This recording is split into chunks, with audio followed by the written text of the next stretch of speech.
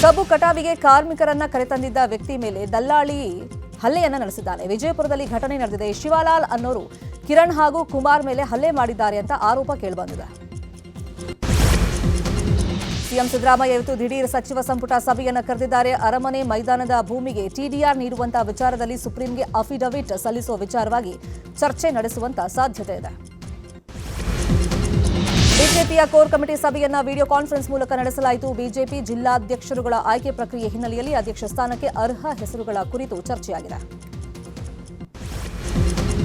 ಕಾಂಗ್ರೆಸ್ ವಕ್ತಾರ ರಮೇಶ್ ಬಾಬು ಹಾಗೂ ಪೊನ್ನಣ್ಣ ವಿರುದ್ಧ ಡಿಕೆಶಿಗೆ ದೂರನ್ನು ನೀಡಲಾಗಿದೆ. ಕಾಂಗ್ರೆಸ್ ಯುವ ವಕೀಲರ ಬಳಗ ದೂರನ್ನು ಕೊಟ್ಟಿದ್ದು ವಕೀಲರ ಸಂಘದ ಚುನಾವಣೆಯಲ್ಲಿ ಪಕ್ಷದ ವಿರುದ್ಧ ಕೆಲಸ ಮಾಡ್ತಾ ಇದ್ದಾರೆ ಅಂತ ಆರೋಪ ಮಾಡಲಾಗಿದೆ.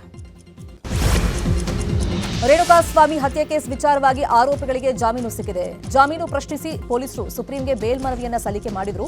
ಇವತ್ತು ಸುಪ್ರೀಂನಲ್ಲಿ ಅರ್ಜಿ ವಿಚಾರಣೆ ನಡೆಯಲಿದೆ. ರಾಜ್ಯ ಬಿಜೆಪಿಯಲ್ಲಿ ಬಣ ರಾಜಕೀಯ ಜೋರಾಗಿದೆ. ಜನಾರ್ದನ ರೆಡ್ಡಿ ಮತ್ತು ಶ್ರೀರಾಮುಲು ಮಧ್ಯೆ ವಾರ್ ನಡೀತಾ ಇದೆ. ಇನ್ನು ರಾಮುಲುಗೆ ಬಿಜೆಪಿ ಅಧ್ಯಕ್ಷ ಜೆಪಿ ನಡ್ಡಾ ಕರೆ ಮಾಡಿ ಆತುರದ ನಿರ್ಧಾರವನ್ನ ಕೈಗೊಳ್ಳಬೇಡಿ, ಎಲ್ಲಾ ವಿಚಾರ ಬಗೆಹರಿಸೋಣ ಅಂತ ಹೇಳಿದಾರಂತೆ. ರಾಯಚೂರಿನ ಮಾನ್ವಿಯಲ್ಲಿ ಮೈಕ್ರೋ ಫೈನಾನ್ಸ್ ಕಿರುಕುಳಕ್ಕೆ ವ್ಯಕ್ತಿಯೊಬ್ಬ ಬಲಿಯಾಗಿದ್ದ. ಇನ್ನು ಆತನ ಪತ್ನಿ ಗೃಹ ಮಂತ್ರಿಗಳಿಗೆ ಮಾಂಗಲ್ಯ ಸರ ಪೋಸ್ಟ್ ಮಾಡಿದ್ದು ಪತಿ ಸಾವಿಗೆ ನ್ಯಾಯ ಕೊಡಿಸಿ ಅಂತ ಮನವಿ ಮಾಡಿಕೊಂಡಿದ್ದಾರೆ. ರಾಜ್ಯಾದ್ಯಂತ ಮೈಕ್ರೋ ಫೈನಾನ್ಸ್ ಕಿರುಕುಳ ಪ್ರಕರಣಗಳು ಜಾಸ್ತಿ ಆಗ್ತಾ ಇವೆ. ಹಿನ್ನೆಲೆಯಲ್ಲಿ ನಾಳೆ ಸಿಎಂ ಸಿದ್ದರಾಮಯ್ಯ ಸಭೆಯನ್ನು ಕರೆದಿದ್ದಾರೆ. ನಾಳೆ ಬೆಳಗ್ಗೆ 11 ಗಂಟೆಗೆ ಗೃಹ ಕಚೇರಿ ಕೃಷ್ಣಾದಲ್ಲಿ ಸಭೆ ನಡೆಯಲಿದೆ. ಮಂಗಳೂರಿನ ಮಸಾಜ್ ಪಾರ್ಲರ್ ಮೇಲೆ ದಾಳಿ ನಡೆಸಿದ್ದ ಶ್ರೀರಾಮ್ ಸೇನೆಯ ಸಂಸ್ಥಾಪಕ ಪ್ರಸಾದ್ ಅತ್ತಾವರ್ ಸೇರಿದಂತೆ 14 ಕಾರ್ಯಕರ್ತರನ್ನ ಬಂಧಿಸಲಾಗಿದೆ. ಇದೇ ವೇಳೆ ಮಾತನಾಡಿದ ಪ್ರಸಾದ್ ಅತ್ತಾವರ ಅಕ್ರಮ ಮಸಾಜ್ ಪಾರ್ಲರ್ ವಿರುದ್ಧ ಪೊಲೀಸರು ಕ್ರಮ ಕೈಗೊಳ್ಳಿ ಅಂತ ಹೇಳಿದ್ದಾರೆ. ಬಿಗ್ ಬಾಸ್ ಖ್ಯಾತಿ ಹಾಗೇನೆ ವಕೀಲರಾಗಿರುವಂತಹ ಜಗದೀಶ್ ಮನೆ ಬಳಿ ಗಲಾಟೆ ಆಗಿದೆ. ಸಹಕಾರ ನಗರದ ಮನೆ ಬಳಿಯಲ್ಲಿ ಅಣ್ಣಮ್ಮ ಕೂರಿಸುವಂತಹ ವಿಚಾರಕ್ಕೆ ಯುವಕರ ಜೊತೆ ಪರಸ್ಪರ ಹೊಡೆದಾಟವನ್ನ ಮಾಡಿಕೊಂಡಿದ್ದಾರೆ. ಬೆಂಗಳೂರಿನ ಹಲವೆಡೆ ಇಂದು ವಿದ್ಯುತ್ ವ್ಯತ್ಯಯವಾಗಲಿದೆ. ಶೋಭಾ ಅಪಾರ್ಟ್ಮೆಂಟ್ ವಿದ್ಯುತ್ ವಿತರಣಾ ಕೇಂದ್ರದಲ್ಲಿ ತುರ್ತು ನಿರ್ವಹಣಾ ಕಾಮಗಾರಿ ನಡೆಯಲಿದೆ. ಈ ಹಿನ್ನೆಲೆಯಲ್ಲಿ ಬೆಳಗ್ಗೆ 10 ರಿಂದ ಮಧ್ಯಾಹ್ನ 3 ಗಂಟೆವರೆಗೆ ವಿದ್ಯುತ್ ವ್ಯತ್ಯಯವಾಗಲಿದೆ. ಕೋಲಾರದ ಬಿಜೆಪಿ ಕಚೇರಿಯಲ್ಲಿ ಅಭಿಪ್ರಾಯ ಸಂಗ್ರಹ ಸಭೆಯಲ್ಲಿ ಗಲಾಟೆಯಾಗಿದೆ. ಮಾಜಿ ಶಾಸಕ ಮಂಜುನಾಥ್ ಗೌಡ ಸಭೆಗೆ ಬಂದಿದ್ದಕ್ಕೆ ಕೆಲವರು ಆಕ್ಷೇಪವನ್ನು ವ್ಯಕ್ತಪಡಿಸಿದರು. ಈ ವೇಳೆ ವಾಗ್ವಾದ ಆಗಿದೆ. ಮಂಗಳೂರಿನ ಕೋಟೆಕಾರು ಬ್ಯಾಂಕ್ನಲ್ಲಿ ದರೋಡೆ ಪ್ರಕರಣದ ಆರೋಪಿಗಳಿಗೆ 10 ದಿನ ಪೊಲೀಸ್ ಕಸ್ಟಡಿಗೆ ನೀಡಲಾಗಿದೆ. ಮಂಗಳೂರಿನ 4ನೇ ಜೆಎಂಎಫ್ಸಿ ಕೋರ್ಟ್ ಆರೋಪಿಗಳಿಗೆ ಪೊಲೀಸ್ ಕಸ್ಟಡಿಯನ್ನ ವಿಧಿಸಿದೆ. ಗದಗ ಜಿಲ್ಲೆ ಲಕ್ಷ್ಮೇಶ್ವರ ಪಟ್ಟಣದ ಕೌಡೇಶ್ವರಿ ಬಡಾವಣೆಗೆ ಬೆಳಕು ಸಿಗ್ತಾ ಇದೆ. ಕರೆಂಟ್ ಇಲ್ಲದೆ 40 ಕುಟುಂಬ ಕತ್ತಲಿ ಜೀವನ ಸಾಗಿಸ್ತಾ ಇದ್ದ ಬಗ್ಗೆ ನ್ಯೂಸ್ 18ನಲ್ಲಿ ವರದಿಯನ್ನ ಪ್ರಸಾರ ಮಾಡಲಾಗಿತ್ತು. ನ್ಯೂಸ್ 18 ವರದಿ ಬೆನ್ನಲ್ಲೇ ಕೌಡೇಶ್ವರಿ ಬಡಾವಣೆಗೆ ವಿದ್ಯುತ್ ಸಂಪರ್ಕವನ್ನು ನೀಡಲಾಗಿದೆ. ಇದು ನ್ಯೂಸ್ 18 ವರದಿಯ ಬಿಗ್ ಇಂಪ್ಯಾಕ್ಟ್. ಉಪ ಲೋಕಾಯುಕ್ತ ಫಣೀಂದ್ರ 3 ದಿನಗಳ ಕಾಲ ಚಿತ್ರದುರ್ಗ ಪ್ರವಾಸವನ್ನು ಕೈಗೊಂಡಿದ್ದಾರೆ. ನಿನ್ನೆ ದಿಢೀರ್ ಚಿತ್ರದುರ್ಗದ ಕೆಎಸ್ಆರ್ಟಿಸಿ ಬಸ್ ನಿಲ್ದಾಣಕ್ಕೆ ಫಣೀಂದ್ರ ಅವರು ಭೇಟಿ ಕೊಟ್ಟರು. ಈ ವೇಳೆ ಬಸ್ ನಿಲ್ದಾಣದ ಅವ್ಯವಸ್ಥೆ ಕಂಡು ಗರಂ ಆದರು. ಡಿವೋರ್ಸ್ ವಾಪಸ್ ಪಡೆಯೋದಕ್ಕೆ ಹೆಂಡತಿ ನಿರಾಕರಣೆ ಮಾಡಿದ್ದಕ್ಕೆ ಮನನೊಂದ ಗಂಡ ಬೆಂಕಿಯನ್ನ ಹಚ್ಚಿಕೊಂಡು ಸೂಸೈಡ್ ಮಾಡಿಕೊಂಡಿದ್ದಾನೆ. ಬೆಂಗಳೂರಿನ ನಾಗರಬಾವಿಯ ಎನ್ಜಿಎಫ್ ಲೇಔಟ್ನಲ್ಲಿ ಘಟನೆ ನಡೆದಿದೆ.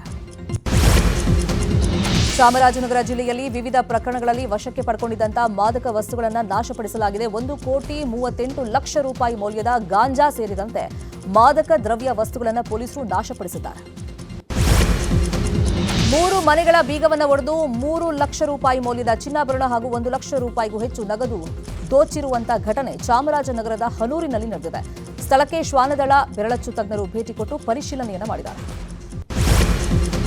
ಹುಬ್ಬಳ್ಳಿಯಲ್ಲಿ ಸರ್ಕಾರಿ ಜಾಗ ಒತ್ತುವರಿ ಮಾಡಿದ್ದನ್ನು ಪ್ರಶ್ನೆ ಮಾಡಿದ್ದಕ್ಕೆ ಹಲ್ಲೆ ಪ್ರಕರಣ ಸಂಬಂಧ 7 ಜನರನ್ನ ಬಂಧಿಸಲಾಗಿದೆ. ಈ ಕುರಿತಂತೆ ಪೊಲೀಸ್ ಆಯುಕ್ತ ಶಶಿಕುಮಾರ್ ಮಾಹಿತಿಯನ್ನು ಕೊಟ್ಟಿದ್ದಾರೆ.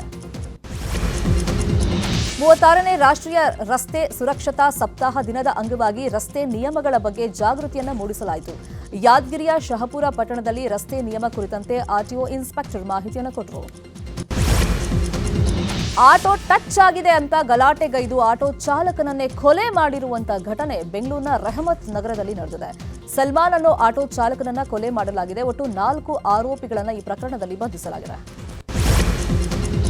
ತೆಂಗಿನ ಚಿಪ್ಪಿನ ರಾಶಿಗೆ ಬೆಂಕಿ ತಗುಲಿ ಇಡೀ ಮನೆ ಸುಟ್ಟು ಹೋಗಿರುವಂತಹ ಘಟನೆ ಗುಂಡ್ಲುಪೇಟೆಯಲ್ಲಿ ನಡೆದಿದೆ. ವಿನೋದ್ ಅನ್ನೋರ ಮನೆ ಭಸ್ಮವಾಗಿದ್ದು ಲಕ್ಷಾಂತರ ರೂಪಾಯಿ ನಷ್ಟವಾಗಿದೆ. ಯಾವುದೇ ಪ್ರಾಣಹಾನಿ ಸಂಭವಿಸಿಲ್ಲ.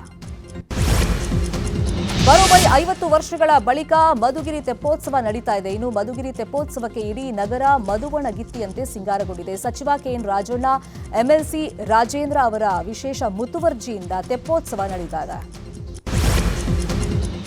ಯುಎಇನಲ್ಲಿರುವಂತಹ ಉತ್ತರ ಕರ್ನಾಟಕದ ಜನರು ಮಕರ ಸಂಕ್ರಾಂತಿಯನ್ನು ಆಚರಣೆ ಮಾಡಿದ್ದಾರೆ. ದುಬೈನ ಬಸವ ಸಮಿತಿ ವತಿಯಿಂದ ಮಕರ ಸಂಕ್ರಾಂತಿ ಹಬ್ಬ ಅದ್ದೂರಿಯಾಗಿ ಆಚರಣೆ ಮಾಡಲಾಯಿತು.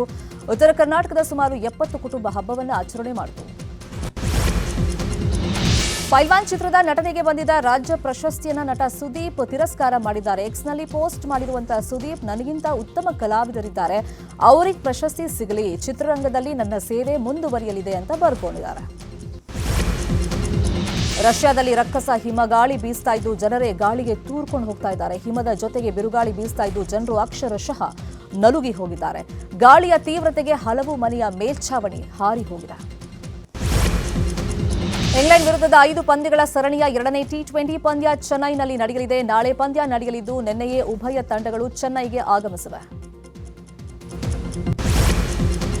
ಚೆಸ್ ಆಟಗಾರ ಗುಕೇಶ್ ದೊಮ್ಮರಾಜು ವಿಶ್ವ ಚೆಸ್ ಶ್ರೇಯಾಂಕದಲ್ಲಿ 4ನೇ ಸ್ಥಾನಕ್ಕೆ ಏರಿದ್ದಾರೆ. ನೆದರ್ಲ್ಯಾಂಡ್ನಲ್ಲಿ ನಡೆದಂತಹ ಟಾಟಾ ಸ್ಟೀಲ್ ಟೂರ್ನಮೆಂಟ್ನಲ್ಲಿ ಜರ್ಮನ್ ಆಟಗಾರ ವಿನ್ಸೆಂಟ್ ಕೀಮರ್ ವಿರುದ್ಧ ಭಾರತ ಗುಕೇಶ್ ಗೆಲುವನ್ನು ಸಾಧಿಸಿದ್ದಾರೆ.